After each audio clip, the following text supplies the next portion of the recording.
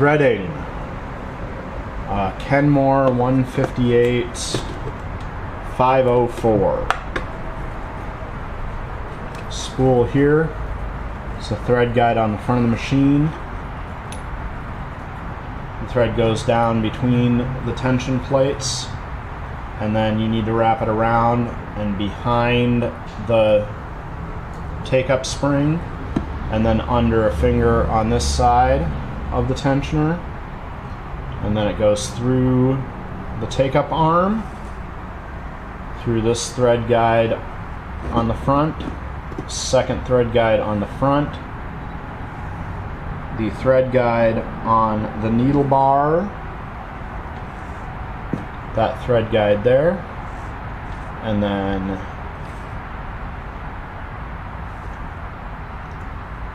machine threads from left to right,